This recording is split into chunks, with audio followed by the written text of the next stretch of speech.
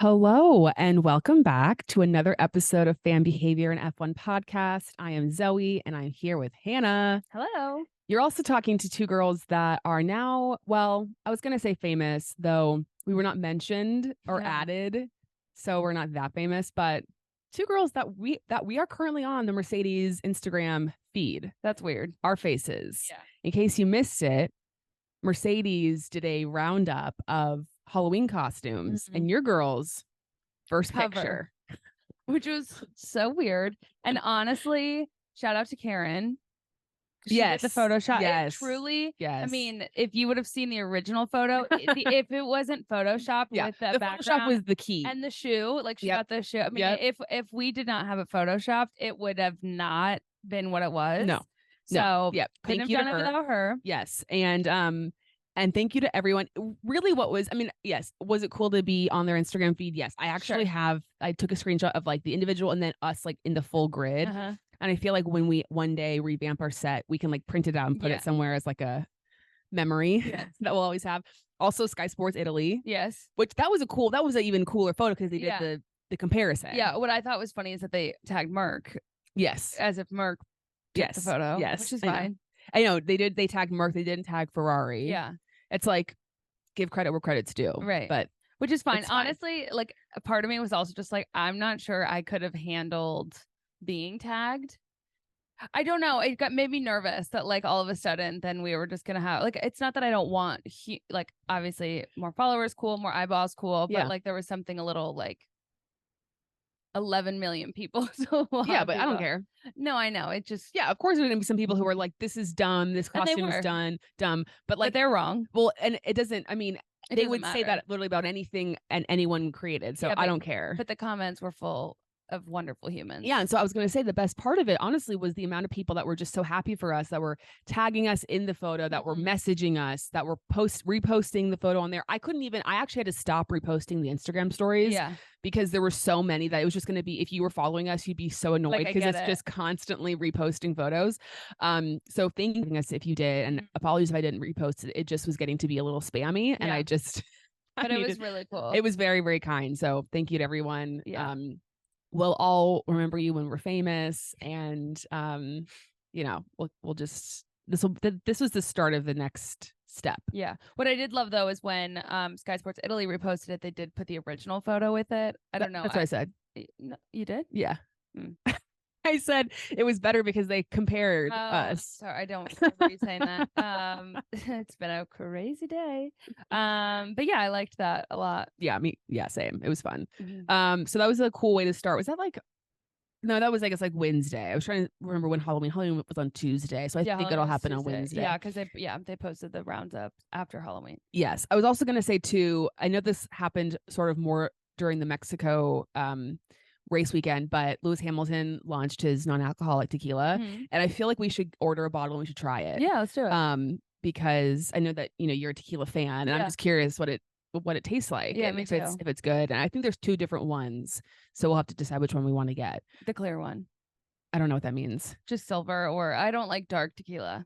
Okay. I don't like the taste of it. Well, I don't know what I can tell with the bottle because it's like two different colors. Like it's like an orange bottle and like a blue bottle. Blanco. If it's añejo or reposado, that's not for me. We'll talk about it. Okay. I don't know if, and those might be like the alcohol. Like I can look it up right now. Oh yeah, I guess I don't know what the non-alcoholic versions are called. Let's see. There it is. Lewis Hamilton's a Malve. So there is a Blanco. Okay, yeah, Blanco is what we want. Okay. Cool. So maybe we can get on that and let the people know if they should order it or not. Yeah. We should also at some point get Daniel's wine. Yeah. Like maybe we can have a whole like and we could get Valtteri's gin, even though I absolutely hate gin. I don't like gin either, but it would be part of the cause. I know. Does anyone else have any? Does Checo have a tequila? No, I think he's a Casamigos. Oh, like ambassador. But I feel like there was someone. Does Valtteri have a wine now too, or does he partner with a wine? Maybe so. Yeah, I think he maybe has a wine partnership or something. I feel like somebody else has alcohol, but I feel like that too. But I can't do gin, so I mean we can order it just for like the bottle. But I know I don't like the taste of it. Well, so it'll be like not a good test, and a potential waste of money. Mostly that. But anyway, we'll give that a go. Okay. Brazil Grand Prix recap. You know, currently as we stand right now, I'm a little bit disappointed in the weekend. Okay. Because I feel like Brazil, well, we'll get into this later more so, but I feel like it just was kind of predictable. Oh, The way okay. that it all unfolded, the way that it ended, you know, and I wanted a little bit more. There was spice. There were things that were exciting about it, but then there were also things that I felt like were not that great. But we will get into all of it. All right. Quali. Yeah. So I know you didn't watch. I've watched some of it. You watched it. Yeah. Okay. So very strange qualifying session because the weather was changing.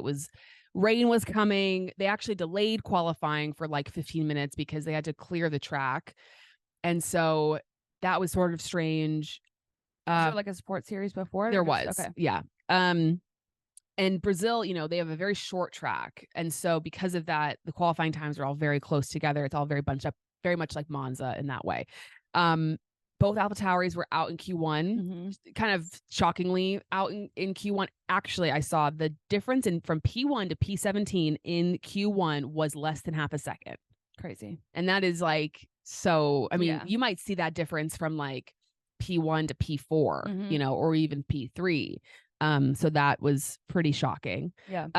The temperatures kept changing. So teams that did well at one stage were kind of not doing as well the other stage.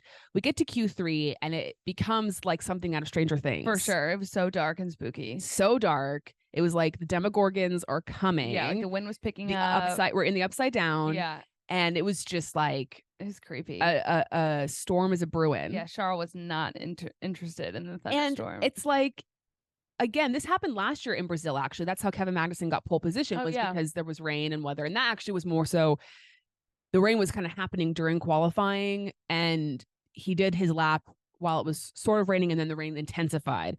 This was no rain, and then rain's coming.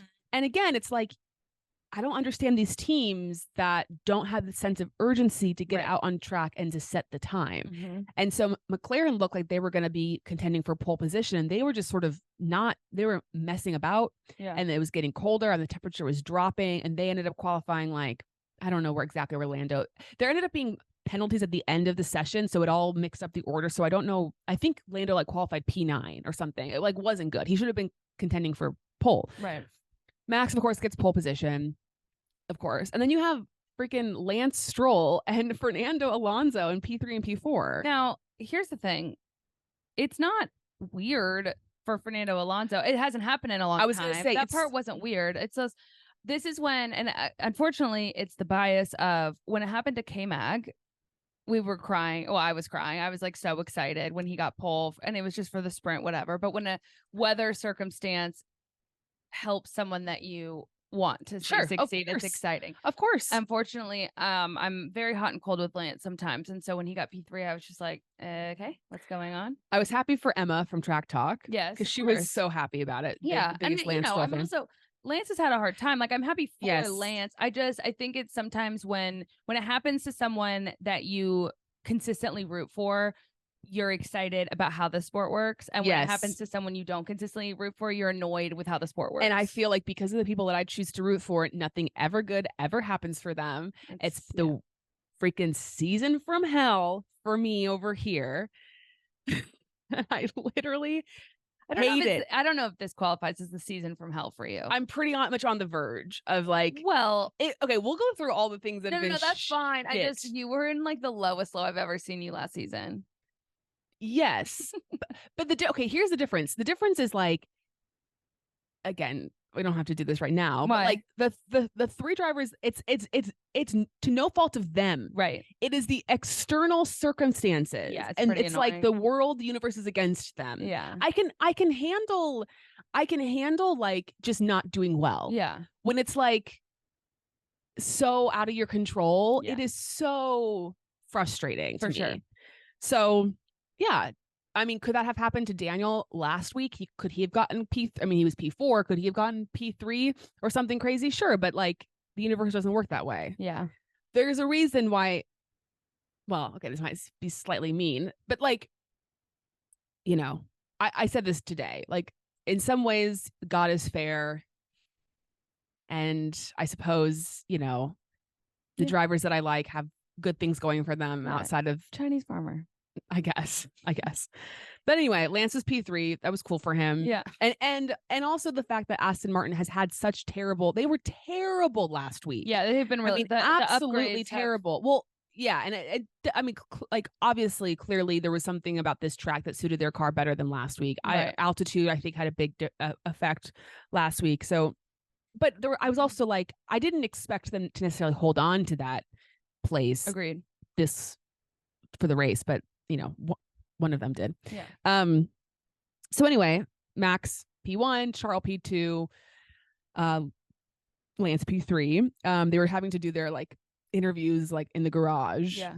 With like torrential downpour. Well, and it sort of felt like no one knew what was going on, and James Hinchcliffe was just like, "Hey, so I'm just gonna start talking to you because we're all here," and they were like, "Sure, go ahead." So funny. And then I don't think they were actually gossiping, but it was funny, like the memes that came out when Lance was being interviewed. I know. Charles and Max they're like pointing, chit-chatting. Yeah, it was funny. I mean, Max is always having to debrief. Always, and Charles, his love language. Charles plays the role of like the good wife, or like the good partner who's just like, I will listen and just. Well, and who knows what kind of information he's gathering? You know, truly, like it's all part of his master plan. Yeah, I mean, you just never know when someone might say something that they shouldn't have. Totally, yeah. He's keeping it for something. Ear to the ground. Yeah, yeah. Well, I guess don't people say that Pierre Gasly is the gossip girl of one? Yeah. He's always kind of collecting facts, and I guess Charles is Pierre's best friend, so he's doing his dirty work. Yeah, he's learned from the master. He's learned from Chuck Bass. Right, exactly. Okay, so that was the qualifying. Moving on to the sprint shootout the following day. Fernando and Esteban crash. Yes, they did. That was quite something. Unclear whose fault it was. You know, Fernando was on a slow lap. Esteban was on a fast lap. Fernando maybe could have gone over to the right a little bit more, but then also Esteban seemed to kind of snap the wheel a little bit and sort of go into Fernando. Fernando, of course, thought it was Esteban's fault. Esteban thought it was Fernando's fault. Obviously, no love lost between those two. No, and like for me watching, it was either just a simple like accident, like both people were at fault, or it was Esteban's fault. I didn't ever really see it as being Fernando's fault outright.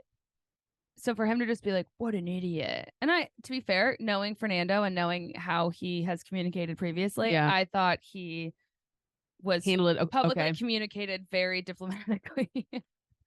Yeah. But there was no further investigation. They decided that wasn't predominantly one person's fault over the other, but it was kind of interesting. But that, of course, unfortunately meant that they were both out of qualifying. Mm-hmm. That caused Lance to be out. That's why it was so weird, because you had qualifying on Friday, like Fernando and Lance into Q1, P3, P4, and then they were basically out. I think Fernando was technically in Q2, but he qualified P15, and Lance was like 17th. So it was just like the tale of two halves, I suppose. Yeah. Daniel was cooking. Yeah. He brought the mustache back. Yeah, he did. And that was probably part of the reason. That definitely helped. There's definitely something in the mustache. I do also want to say that if it wasn't for the incident between Esteban and Fernando, we would not have gotten the photo of the Aston Martin mechanic hiding over the halo. And I think that's a really important part of our history now. What do we think he was trying to fix that he couldn't have fixed just by simply standing on the side of the car? I think he could have fixed it standing on the side of the car. I think he was trying to stay out of the way of everybody else. Okay. So I think it could have been a seat thing or like honestly, it's anyone's guess. It seemed a little bit like, did he have to be in that position? But everyone's working to try and get him back out if at all possible. Yes. And they can't afford to have him standing there. Sure. It doesn't need to be. Okay. It's my assumption. I obviously have not a clue. Yeah. You're not a mechanic. No. And I would like him to break his silence. Yeah. If he could just let us know like what exactly it was that he was working on. Was the steering wheel? It was clearly inside, right? Right. Yeah, very, very, very curious. Very interesting. Dropped his water bottle in there. I mean, it could have been nothing, Right. Piece of trash flew in there that I needed to get out. It might have had nothing to do with the car. But then I'm like, yeah, because then why doesn't Fernando just get in the car and just snatch? because he can't get in the way of the people who are trying to I fix guess. everything I else. guess. Yeah. Okay. Anyway, But yeah, the It was- mustache. yeah, the mustache was back, so he was doing very well. They both qualified in the top 8, so that was a good showing from AlphaTauri. You had Lando Norris on pole. For a little while. Didn't really matter, but that was still, It's exciting. it's exciting. I mean, it is unfortunate that we're in a time, except for Singapore, where Carlos got pole and Carlos got the win, where pole position just doesn't really matter. Yeah, it's just like a fun. Yeah, it's like if it's someone other than Max, it's like a nice little thing, but it doesn't mean anything else, and that's just It's too bad. It's too bad. All right, the sprint. So yeah, as I mentioned, Lando gets jumped immediately from the start. It was just like boom. So fast. I was just like, okay, well, guess His pocket was done. picked. And Lando, I feel like even I thought about this. Like I noticed it last year too. I don't know that it was weird because he had a good reaction time. And I think part of it had to do with the slipstream effect that Max was in P2, so he had that slipstream. But I feel like Lando kind of sometimes struggles with his starts. Like, I don't know if it's that he's as aggressive as some of the other drivers. He plays it, I think, safe sometimes, which is probably ultimately smart, but sometimes I feel like he loses a little bit in that start. Yeah. But yeah, as I mentioned, Max gets the jump. But then the race was really between, I mean, what they focused on for the majority of the race was Carlos, Daniel, and Oscar. The battle for the last point of the race. And I still feel like, and I don't know why the sprint points are only to 8. It's stupid. I don't get it. What's the reason? Just because it's a shorter race, so it means less? I don't understand that. Yeah, I don't either. Like, it doesn't make sense at the very least, and I've said this before, like I'm an advocate for there being points for every position for the sprint, but at least for 10th, I mean up to 10th, I don't understand that.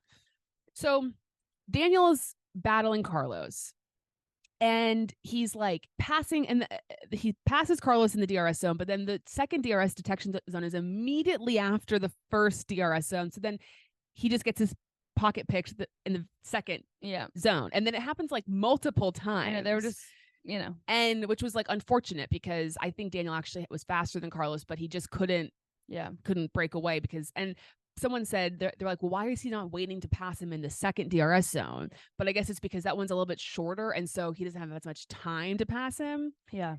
But while they were sort of going back and forth, Oscar is creeping in, and then Oscar makes the move and gets past Daniel, which apparently afterwards Daniel was like pissed at himself for that, because he was like, I left him a space that I shouldn't have left him.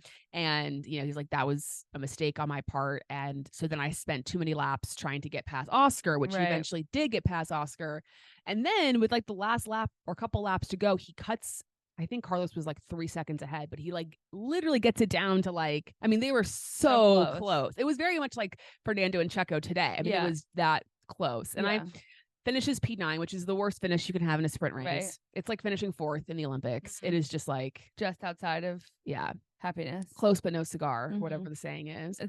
It's that saying. And I felt bad for him because I felt like he was sad boy summer again. He was like this weekend. Actually, okay, I take that back a little bit. He was pissed. I don't know if you heard his. I didn't. So he was like, fuck. And he was just like kind of like angry at himself. And just like frustrated. And I was like, okay, at least there's like a fire. Yeah. Because I feel like in past years, last year, it was more just like he was just so defeated. Like, but he was just like, he like knew he had it in him, and he knew he could have done it, and like it was there, and he had the pace, and he was fast. And you had Yuki, who was like in a good position and then like passes Lewis. And I feel like if Daniel had been able to get past Carlos, he also could have gotten past Lewis, and they could have finished 6th and 7th. Like they were both really doing well, going very, very fast. Merc was, I don't know what's up with Merc this weekend. Not a clue. But they're just like on their tire whole thing apparently was just like they both had problems with their tires. They were struggling. It was bad. They were also just like off, I feel like, with like the team as a whole. Like George was George was kind of, George loves to be like, he loves to play the team game when he needs the team game to work for him. And listen, don't we all? Wouldn't we all be in that position? But I do at one point during the race, I think what he was saying made sense of like, what's going on? Like, are we racing or like, what's happening? Because I think for a while he was playing, well, and we're definitely cutting ahead to the race, so we can talk about this in a second, but I feel like he was playing good teammate. Sure.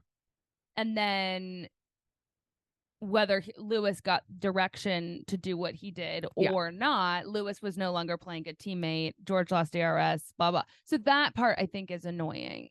And I can understand why George is frustrated. And then also for the response to be, we're still discussing. Right.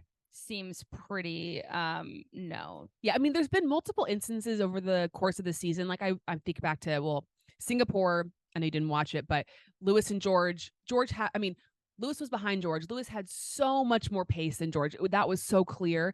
And Lewis was just stuck behind George. And that's happened a couple times where it's like they don't want to put team orders in place. They don't want to, but they also don't want them to fight. And it's like they don't really know how to handle but it's them. Like, figure it out. Yeah, it's like kind of if one of them has more pace than the other, they should be allowed to race. Right. And unless there's some big risk that someone's going to lose out on something. Yeah. Well, and that I think was maybe Lewis's concern was that by me keeping, like, I need to get ahead because otherwise if I'm keeping George in my DRS, I'm becoming vulnerable to the cars behind me.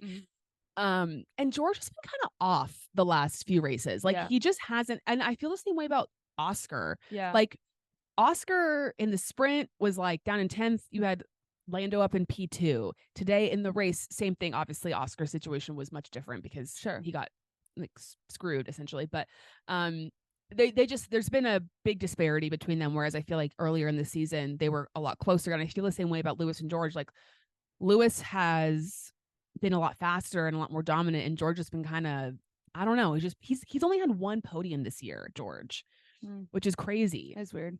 Yeah, like I just don't feel like he has been as successful this season as he was his first season with Mercedes. But so I felt like the sprint race was good because there was a lot of overtaking, there was a lot of stuff happening, and that's I think why I felt like this week or the race today was not as good, because I felt like there was a lot more overtaking happening in the sprint than as opposed to the race itself. Yeah. But yeah, as I mentioned, great performance by Yuki. AlphaTauri got their first sprint points ever, which is pretty cool. So happy for them. And I have to give credit where credit is due. Checo was very strong in the sprint. Yeah, he was. He finished P3, and I feel like he's finding a little bit more of his mojo. Mm-hmm. Christian and Helmut have both come out again and been like, Checo's seat is safe for 2024. Daniel has come out and said, I haven't had any talks with Red Bull. Nate Saunders has come out and written an article, has basically said there has been no conversations between. And I saw, I think it was before the race. I can't remember when I saw it. I think it was before the race today, or maybe it was when I was rewatching qualifying, but Checo was being asked, like, basically, have you heard these rumors? And he's like, if that's what you want to write about as a journalist, that's fine. But I have a contract, so I'm good. Yeah. Just like, okay, fair enough. And you know what? I was also thinking this week too, part of me, obviously Daniel wants the Red Bull seat, so I want him to have what he wants to have. But for me personally, there's a big part of me that I just kind of wanted to stay at AlphaTauri because I feel like there's less pressure. It's less intense. It's like, yes, I think Yuki's a good teammate. I think it's going to be a good battle between them. I think it's going to be like, it's not going to be like a cakewalk or anything like that. Far from it. But it's obviously a lot less stressful and a lot less pressure than Max being your teammate. And I think the AlphaTauri will be stronger next year as a car because of the Red Bull connection. Right. For getting more of the Red Bull parts. And my thing is like, as a person that I was thinking of this analogy earlier this week with Daniel. I feel like, and this might be a weird analogy, but I feel like someone who like in those, I can't think of the movie, but there's like that movie where like the guy finds out that he has a 10-year-old daughter he never knew about. And he's like, oh my God, I've wasted 10 years of my life not knowing that this person was in my life. Yeah. And like, now I just need to like make up for lost time. I need to enjoy the time that I have with them. Sure. And that's how I feel about Daniel. Yeah. It's like, I wasted all this time not being a fan. Yeah. And so now I just want to like enjoy the time that I have left. And that could be 2 more years. That could be one more year, like I don't know. Yeah. So in this scenario, Daniel's the child you didn't know you had. Yes. Okay, got it. Okay. I'm just trying to. I didn't know if you meant like Red Bull was Daniel's. No, he left Daniel's a child I didn't know Understood. that I had, and so now I just want him around as long as possible because I just want to enjoy the time that I can have with him since I missed out on so many good for times. sure. And I think we've talked about this before, and I was listening to Dax Shepard's F1 podcast, but when he had Christian Horner on, and he was just saying like,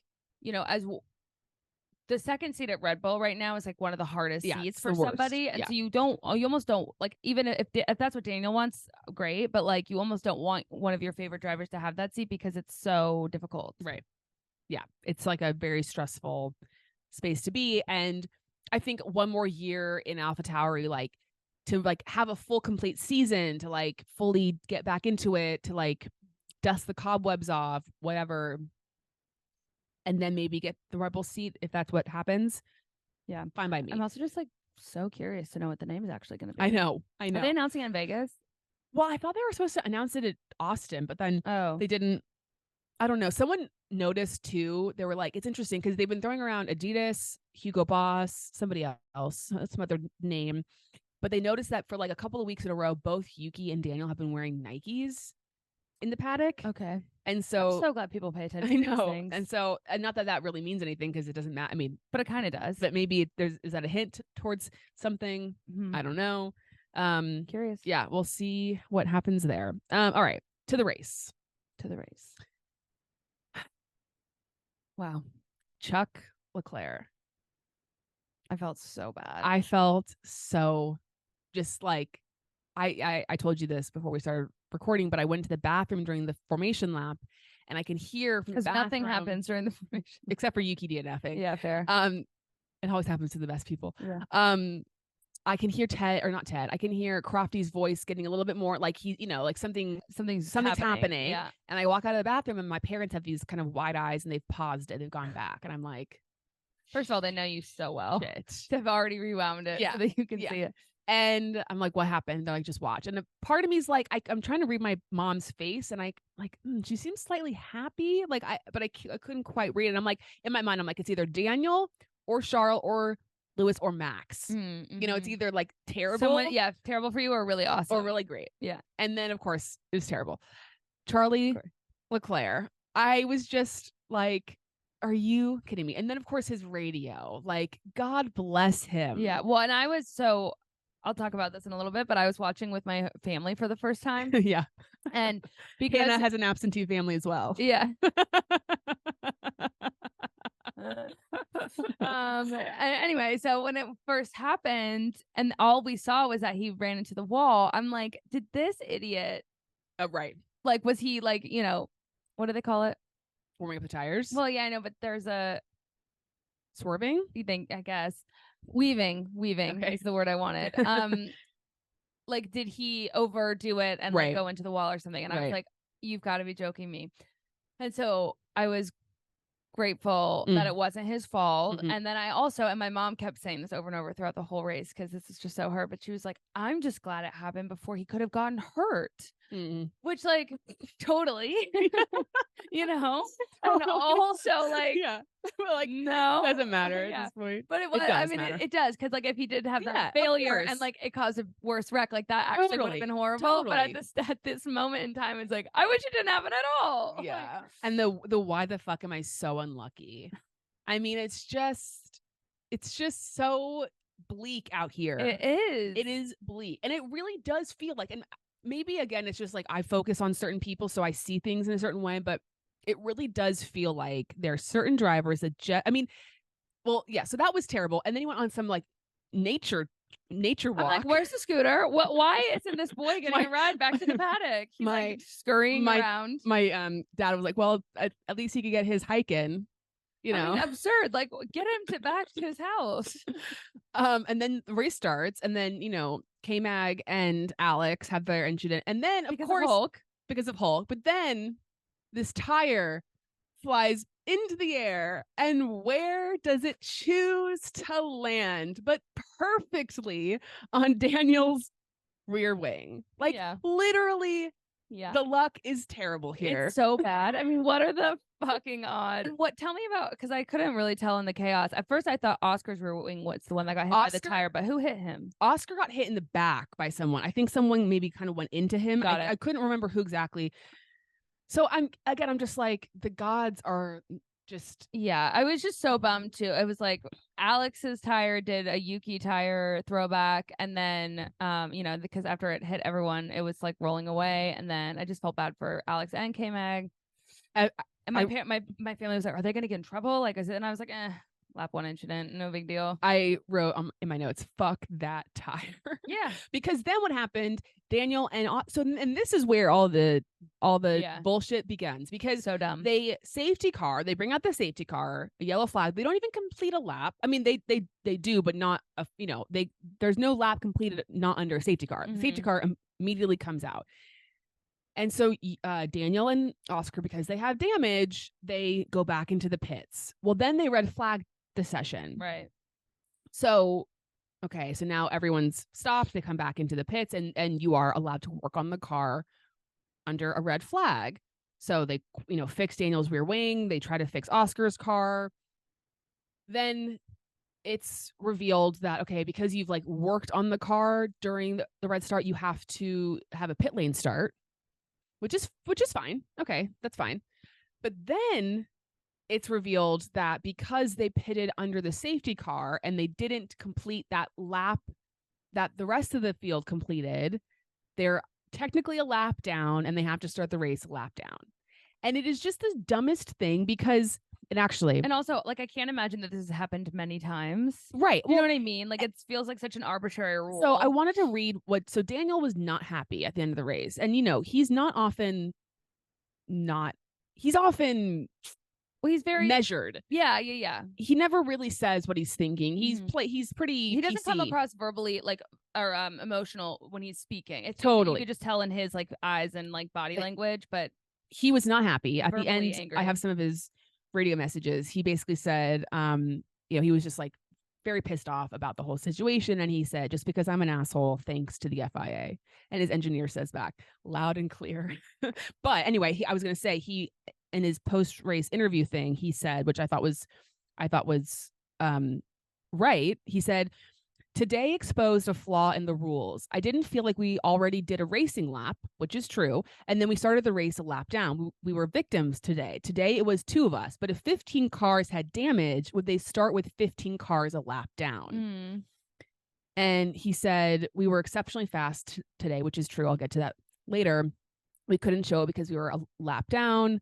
Blah blah blah blah." And it's true. It's like they, and we've also seen it. We've seen it before, where like if there is a red flag that comes out, they will revert the like order of the race back to the way that it was before the red flag came out, or like because they don't want people, if you bring out a safety car, people might decide to pit. People might decide, and they're going to lose positions, right? And then if you red flag it, you've just completely screwed over the people that chose to do those things. And I feel like this is that situation. Like there was never a racing lap that was done.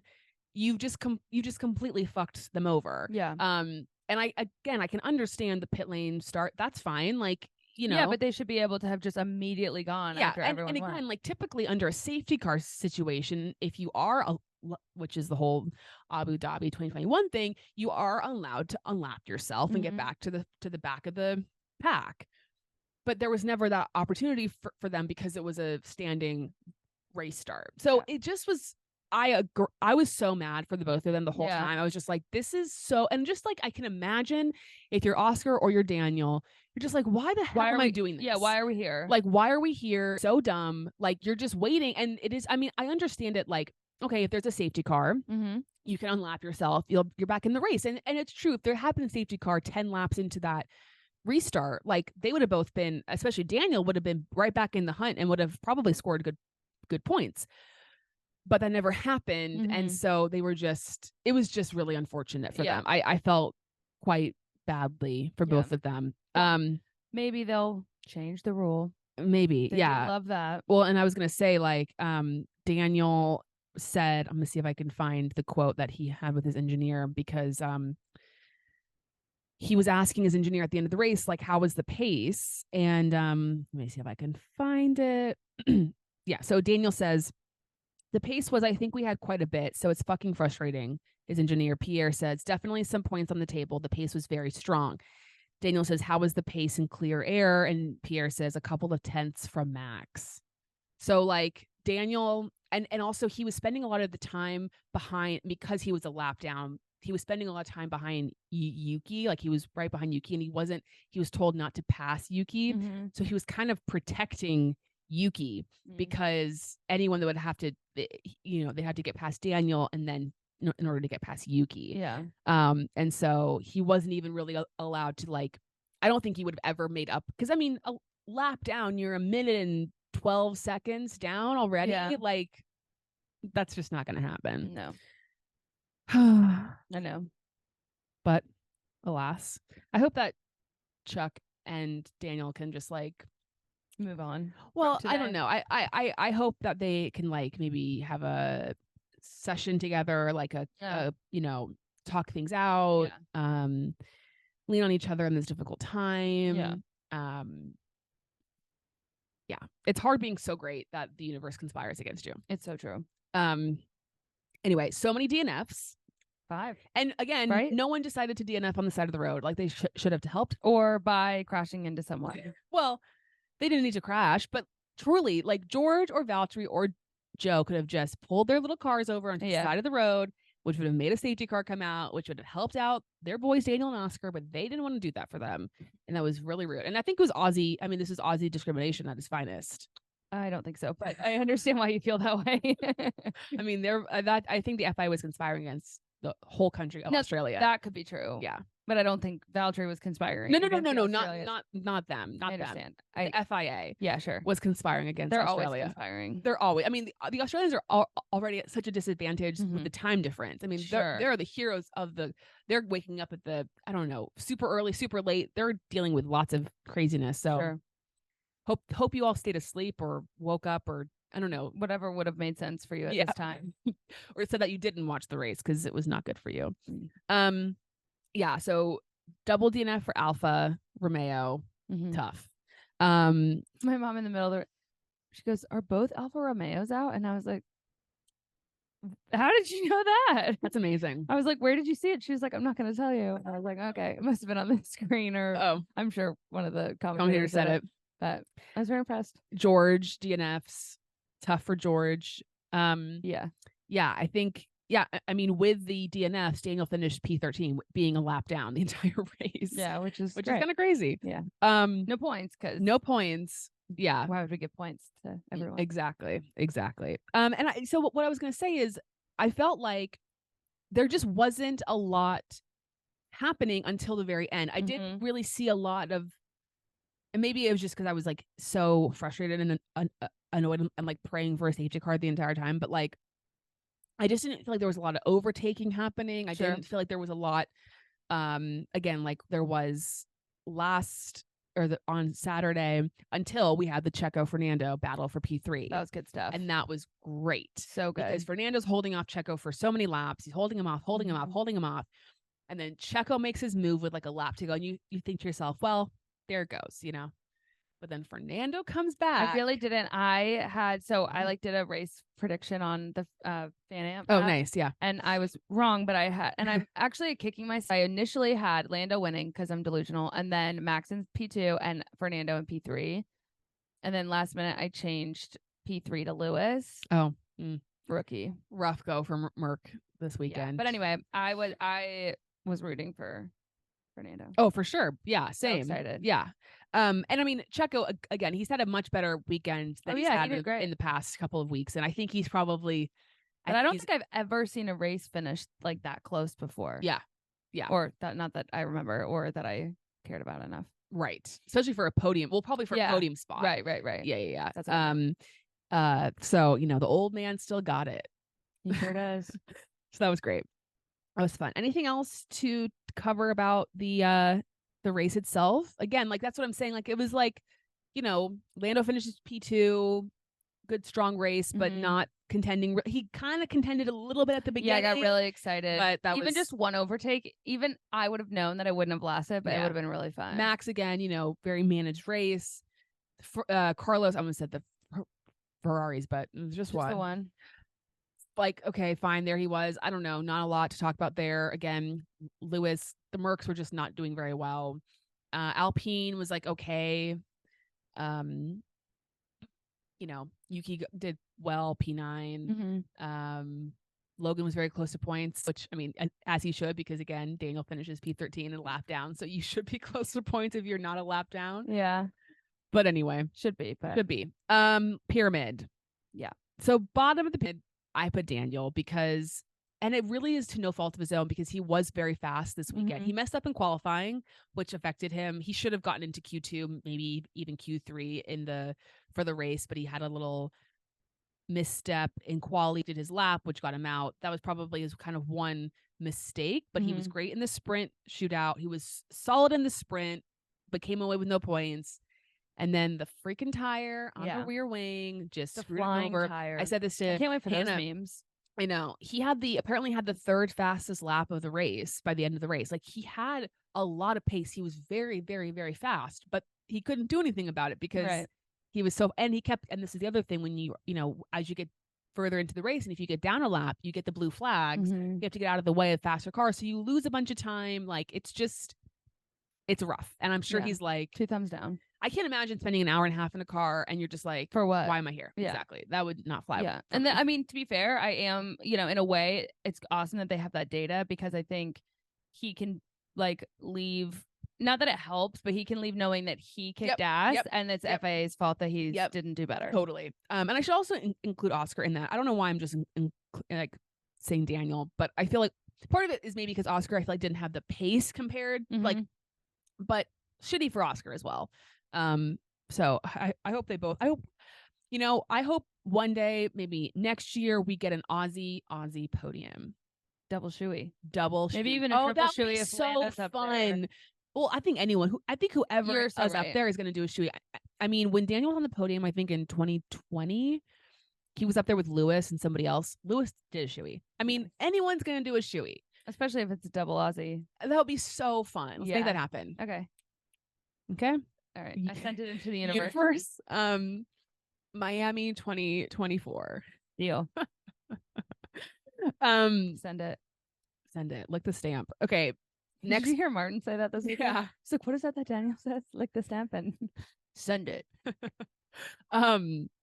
Alfa Romeo, next bottom of the pyramid. Just bummer. Bummer, and also even worse for them. They started out the weekend, technically AlphaTauri was ahead of them because they had a higher finishing position, but tied on points. And then this weekend, much thanks to Yuki coming in strong, big redemption week for him, but they picked up 6 or 7 points, and that gap is now. And again, for a car like Alfa Romeo, they're not going to be, I don't think they're not going to get a big chunk of points at one time, and there's 2 races left, so kind of rough. And then the next bottom is Charles Leclerc, because there's nothing else to say. Yeah. The hits just keep on coming. So yeah. Godspeed. Soul crushing, really. It really is soul crushing. And the thing is, how many Instagrams, I should check and see if he's posted on Instagram, of just rough week, the amount of time that he's had to post, just we'll bounce back. I don't know if you saw this, but one of the pre-show segments was Ferrari and how well they did in Mexico, and Charles just being yeah, we're all family, we're all a team, blah, blah. And I know it's not the team at large's fault that his hydraulics failed, but it's just sad when you see I don't know, it was just a nice warm thing, and then fail in the well during the formation line. Yeah. Middle of the pyramid, we have Yuki again. Not the best qualifying, but very strong race. Bounced back after his. Did you see did I send this to you, or did I talk to you about this? That apparently Yuki, after Mexico, he locked himself in his room and he canceled. He said he canceled everything. He locked himself in his room and he just was not in a good place, because he was so upset about losing out on those points, especially for the team, and he felt like he let everybody down. And so poor you. I know. So he came back strong. And what's funny is in qualifying, he had felt like Lewis Hamilton impeded him or something. So he was like, Lewis Hamilton. He kept saying his name over and over and over again. I'm like, what's he doing? And then what's funny is in the sprint, he overtook Lewis Hamilton. I was like, oh, he was doing like a spell. He does witchcraft? I think. So I mean, if anyone can he help? Yeah. I also other people? laughed. I loved that clip of Christian on Dax's podcast talking about Yuki. It's just iconic. So it's so funny. And it is true. Like everyone likes him. Yeah. And then Lando Norris, the next middle of the pyramid, you know, gets sprint pole, not a great qualifying for the race. Strong finish, but like I don't fault him for it because no one can compete with Max. No, and I also feel like and I'm sure I'm forgetting like some races, but I feel like overall, like Lando has been able to keep the closest between Max. I agree. When he comes in P2.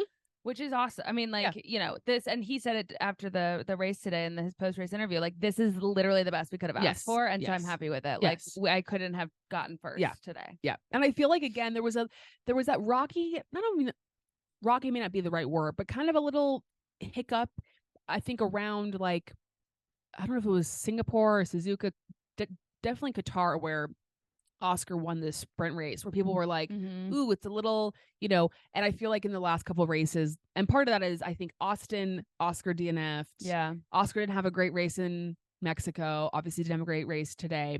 But I think like Lando's kind of cemented his mark and like, you know, he's like, no, I'm the first driver here. You're still the rookie, and like you're gonna have to follow my lead. Yeah. Also, I know you made I'm tangenting, and I know you made a TikTok about this, but I also thought when I saw the video of them talking, and I think they were guessing mascots or something, or I can't remember what it was, but when they didn't know each other's siblings. It's crazy. What?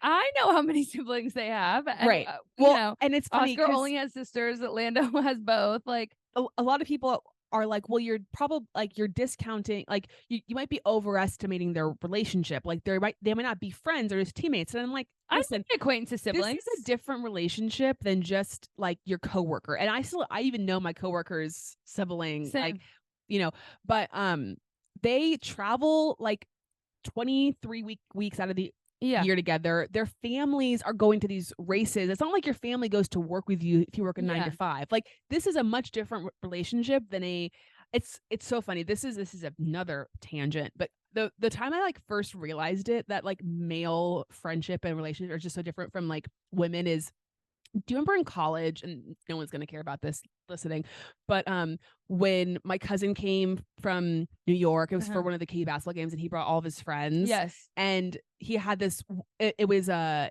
Kansas versus Harvard basketball game, and his friend went to Harvard. Right. And so we're at this bar, and I'm not kidding you, I maybe talked to him for 5 minutes. Okay. 5 minutes. And for somehow we get on the topic of how I lived overseas or something, and he had mentioned, he's like, yeah, I actually lived in China for a little while. I was like, I don't know if he was teaching English or something. I was like, oh wow, cool, blah blah blah. What, you know, I go to the bar to my cousin, not to call my cousin out, and I'm like, you didn't tell me so and so lived in China. He's like, I didn't know that.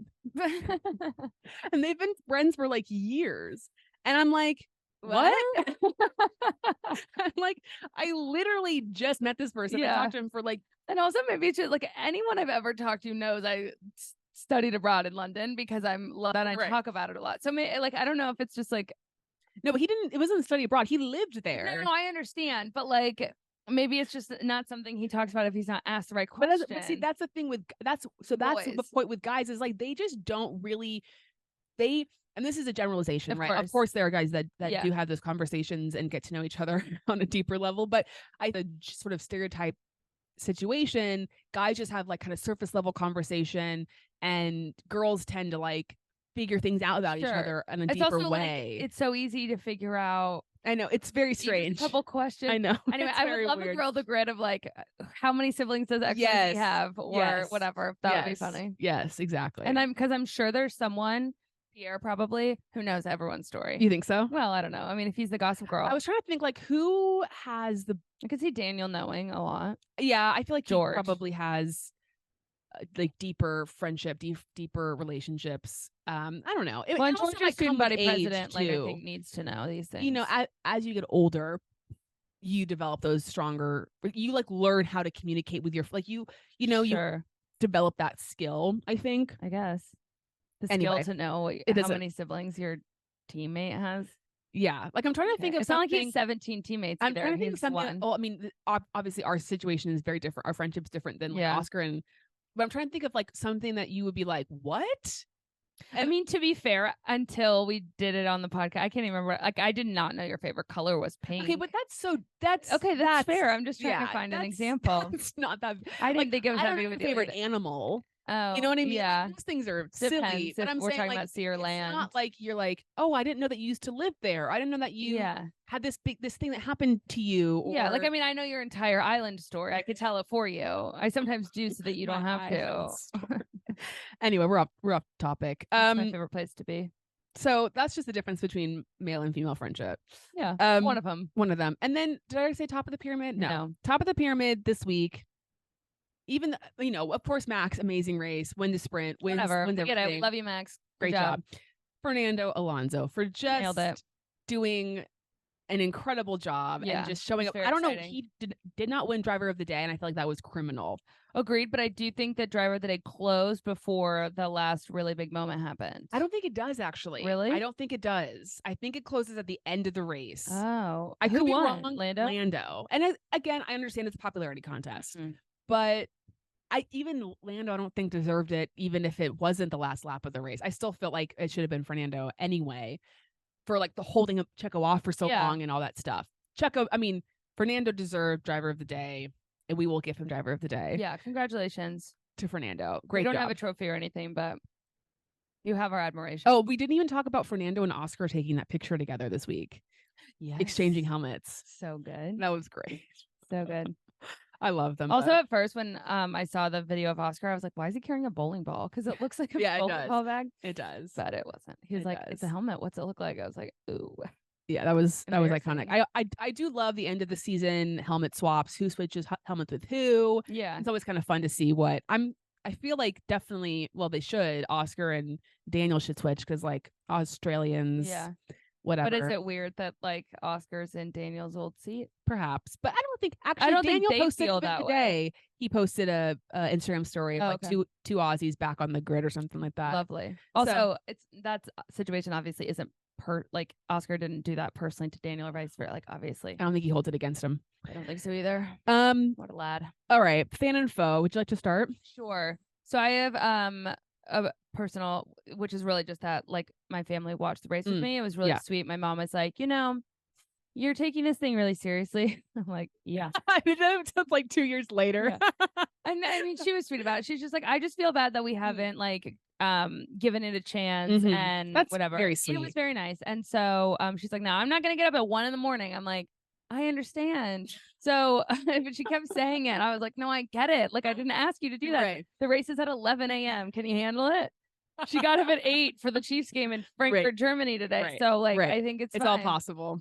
And if it was KU basketball, she'd wake up at whatever time. She's probably not going to stay up to watch Las Vegas. No. And that's fine because I won't be home for that. Yeah, so that's true. Not because we're going to Vegas. I'll be at Zoe's house watching it.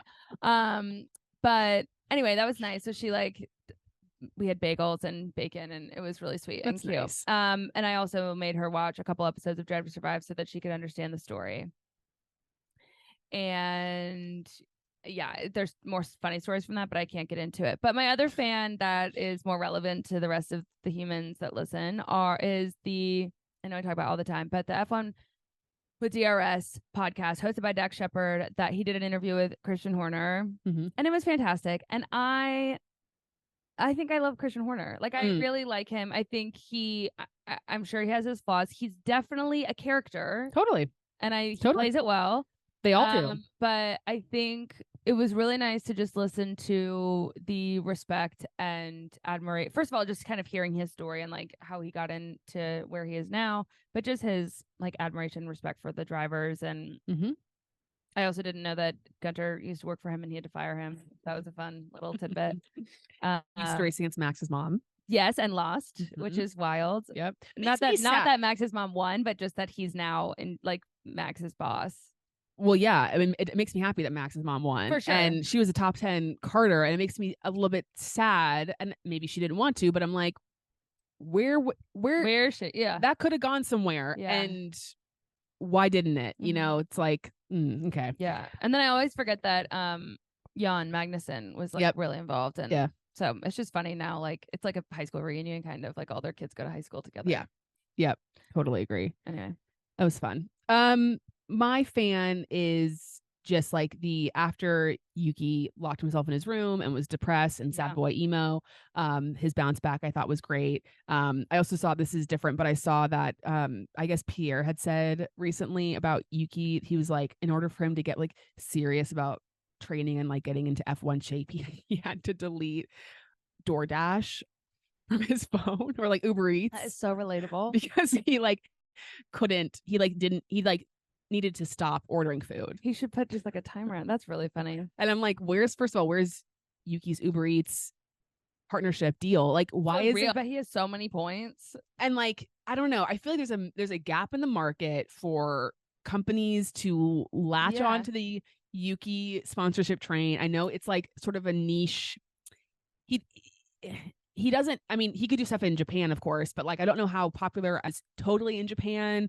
And like, obviously no one really knows him in America besides F1 fans, you know, he doesn't have like global appeal, but like, I feel like he deserves to make some cash. For sure. Fo? So there's been, I feel like, I don't know if I've talked about this before, but there's I feel like a lot more conversation about the sprint race format right now. Mm-hmm. And I have a grievance, which is, a long time ago, when the sprint format first came out, we had a conversation on the podcast, and I know we talked about it solo. And this was not an original thought. Like I heard it from somebody else and I agreed with it. But our commentary was that it would be really interesting to see a reverse championship grid order for the sprint. So no extra sprint qualifying. It would just be really interesting to see that, because it would not give you an understanding of what the race would be like the next day. Although I don't really agree with that argument most of the time. I feel like there's enough different, like to your point, like there was a lot of overtaking yesterday. There really wasn't that much today. I mean, I can see why some people think that, whatever.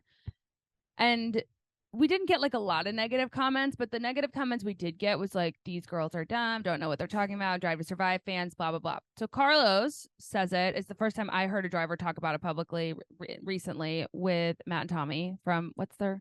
P1 with Matt and Tommy. Thank you.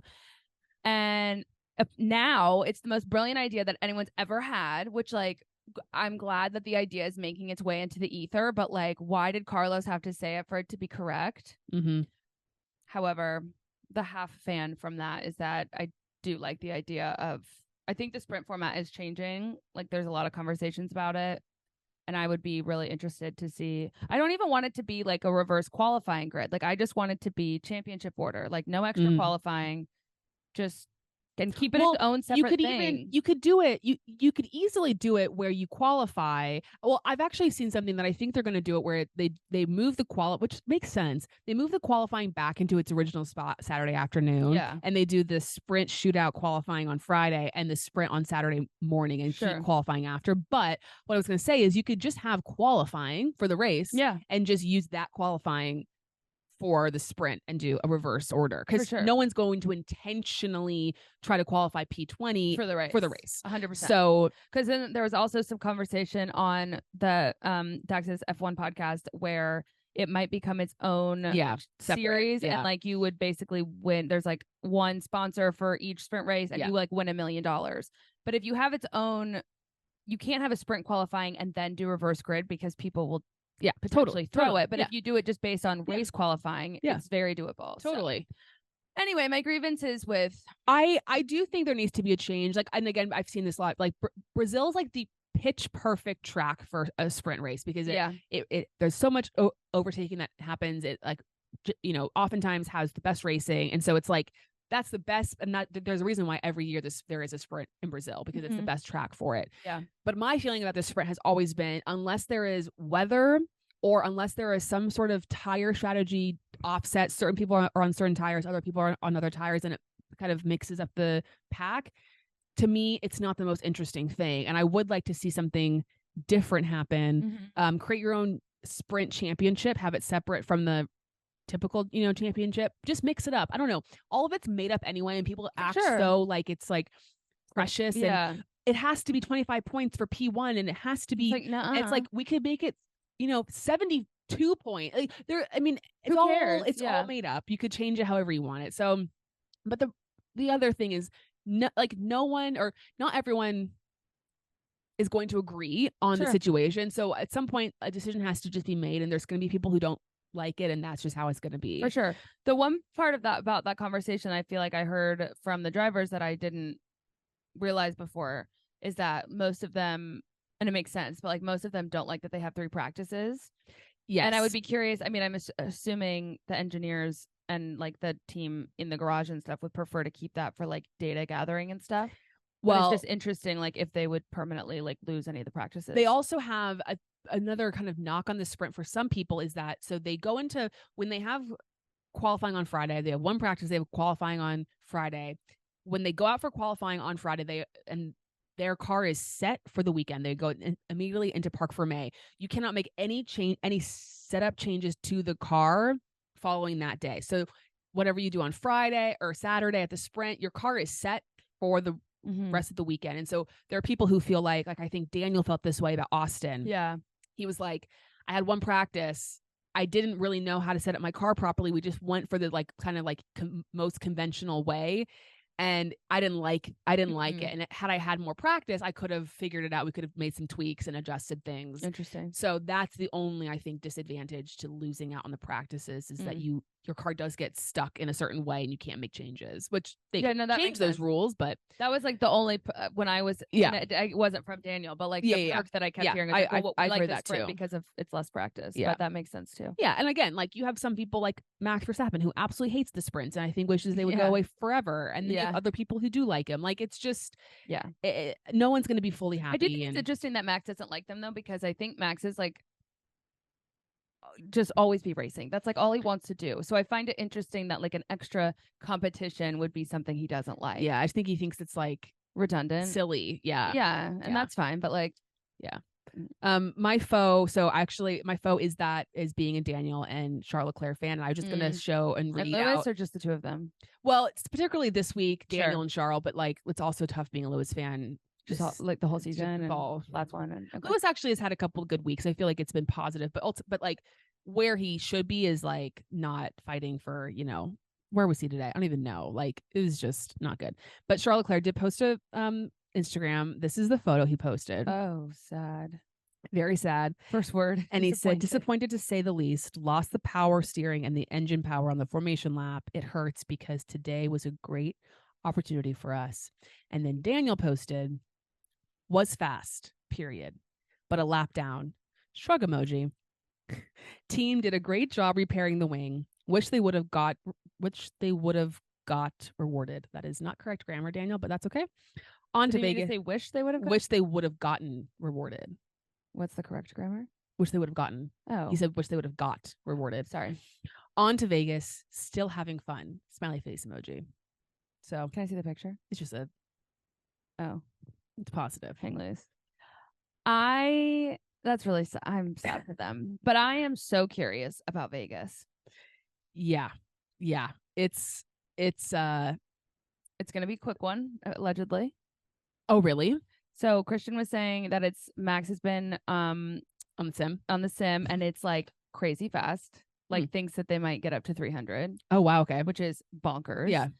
And then they're nervous because it might get cold, so they're worried about tire temperature. So I'm just curious because I feel like when we look at the track, it doesn't seem like it would be all of that. It reminds me of Monza. Sure. Yeah. Like long straights. Yeah. Which, Monza's made some good. I mean, it could be a lot of overtaking. Yeah. It'll just be interesting to see like how it turns out. Yeah. Like how that I didn't even really think because, you're like Vegas, it's hot, but Vegas at night can be cold, especially in November. Yeah. Though that does make me feel like if it's cold, it's going to be like a one-stop race. Because, they're not going to have like super high tire drag. So they're not going to change a tire, which is whatever. But like, I never like a one-stop race. They should mandate a 2-stop race. I agree. I actually was thinking I said that today when I was watching with my family. I'm like, I don't understand why they don't make you do 2 stops. Anyway, let's get to some of the questions you guys have sent in. Oh, okay. Someone sent this in the last week. to, but I didn't get to it. They said, I'm a new listener, and apologies if you've said this before, but I'm very curious who each of your guys' top 3 drivers are and why. Oh, that's very nice. And never apologize. We repeat ourselves a lot. Well, but, I can go first since mine's, I basically said the whole let me track. race. Daniel Ricciardo, why? I mean, because he's the best. Mm-hmm. He's our gateway drug. He's got great personality. I have a lot of respect for how he handles adversity. He's a light.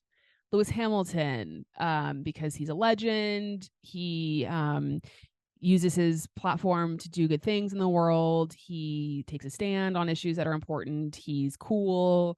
Has cool clothes. I don't know. I mean, that's a very surface level, but it affects how people feel about people. No, he's just the best. And then Charles Leclerc, because I think he's got layers like an onion, like Shrek said. And he on the surface, I feel like appears a certain way, but he actually is like pretty deep, has been through some stuff in his life, is the unluckiest man in Monaco, but is very funny. It just has a good personality. I don't know. I just love him. Yeah. You. Mine, outside of my like top, it rotates pretty frequently. So you can ask this every week and it'll probably be different. But Max is my favorite. Why I really started liking him during Drive to Survive. So just since you are a new listener, like it drives me nuts that he wins all the time because I just don't think it's as exciting for the sport, it is what it is. Like, fine. But I think he is an incredible driver. I think he's a really good human. A lot of the drivers really like him. I think he's incredibly misunderstood, and his frustration on the track can be misinterpreted by others as like being an asshole, but I think I don't agree with that. Daniel, gateway drug. And then at the moment, Lando is very high up there for me. I just think he's doing really well. It's exciting to see him not winning, but getting close to winning, as close as he can with Max not DNFing. And he's just like got the vibe right now. Yes, he's vibing. Yes. All right, more questions. A lot of people saying like, what was the point of even sending Daniel and Oscar out if they were a lap behind? Retweet. I mean, the safety car of it all. If a safety car had come out even with like 15 laps to go, I think there's a very solid chance that Daniel could have finished in the points because he was so much faster than everybody else. He just was a lap behind. So it's just and again, you know, oftentimes we're talking about tenths of a second that are, you know, separating these that make a big difference. And so when you're already a minute and 12 seconds behind, it's just you're completely fucked unless the safety car comes out. And so they catch up a lot of time. They got better, but they just were waiting for that safety car and it never came. So that was the reason to keep him out. Like waiting for rain in the drought, you know? Exactly. Useless and disappointing.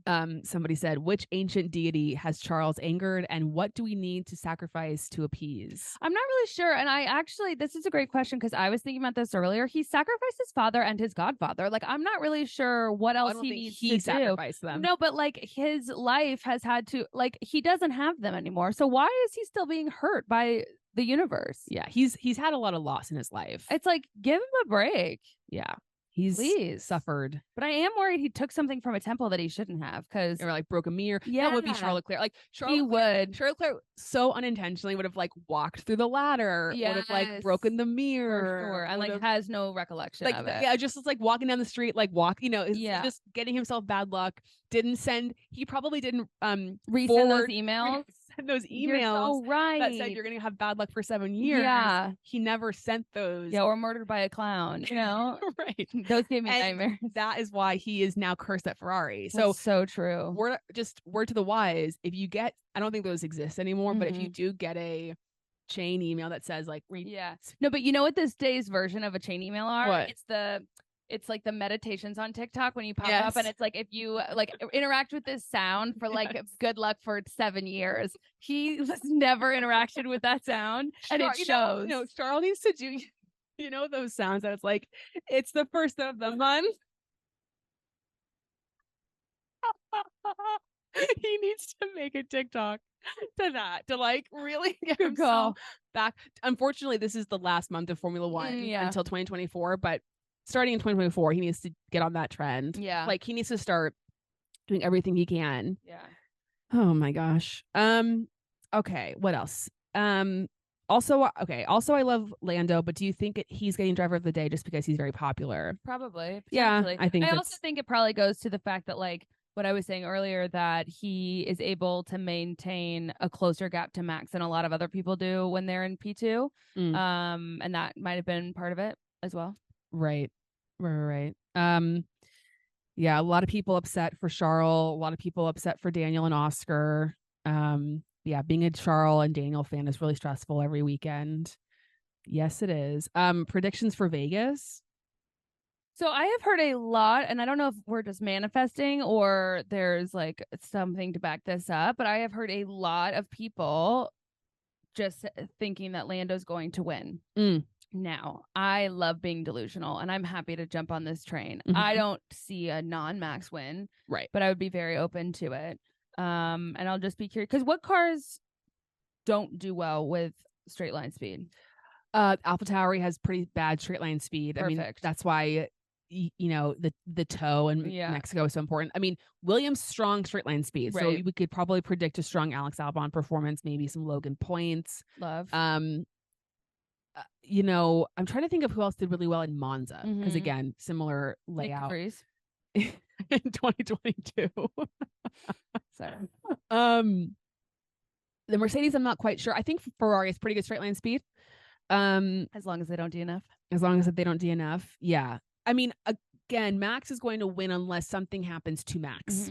Unless he has some engine issue, some problem with the car, someone runs into him, like something out of his control, he's going to win. Yeah. And if I'm honest, like, obviously love these guys, love the races. I am most excited for just to see what Vegas is going to be all about. I'm like, all the celebrities, I just want to see what the show is, I'm sure the people that are going are going to have a great time and are going to really enjoy it. Maybe they won't. I mean, I feel like there's a lot of chaos going on, but I have to say I am excited. Like, I honestly don't think you'd have to I'd have to go to Vegas in like the best possible scenario to like want to go to Vegas for the first year. Yeah. I'm just worried it's going to have a lot of chaos. And like, there's something, Monaco is a good example of this. Like, there's something different about going to a race that is in the city. Yeah. Because you literally can't get anywhere. It's so difficult.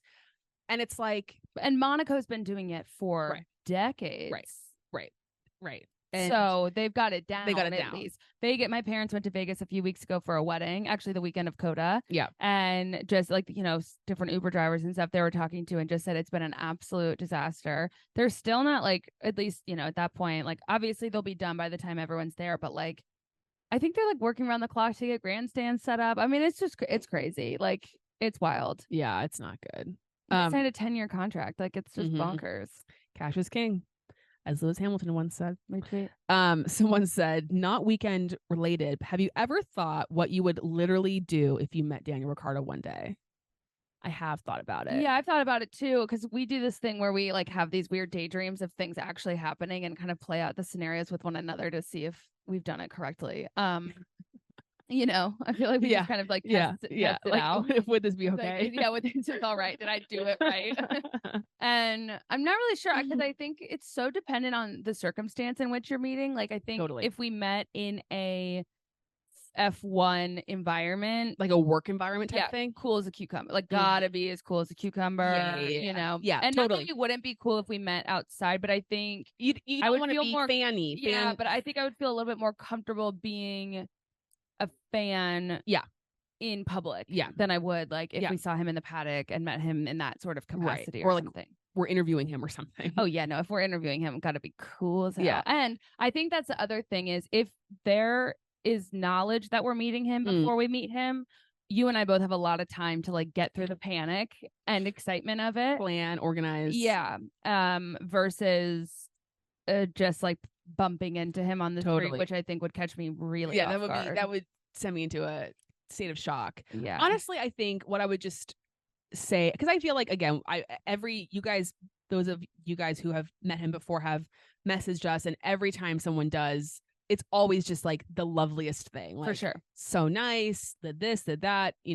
I've never, I'm sure there's someone who's had maybe not the best experience, but from what I've seen, it's always a positive experience. And I honestly think I would just tell him, I would be like, thank you. Yeah. Like, thank you for getting so many people into Formula One. Like, you might not get told this very often. Maybe he does get told it often, but like, you may not know it, but you've changed a lot of people's lives just by being who you are and getting people interested in this sport. So, we owe you a lot. Hats off to you, DR.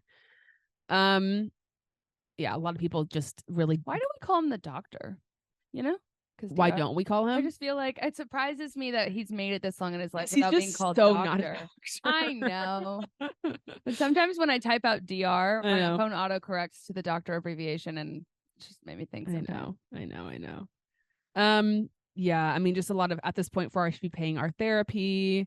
Mark is counting the days down to be done with this horrible car. Yeah. I'm really excited. I hope I said this last year too, so we'll get it together. But Mark's got to get it together, and I'm cautiously optimistic. I mean, I think we're going to get a lot of Red Bull cousins next year. Yeah, we'll see. So, that's basically that on that.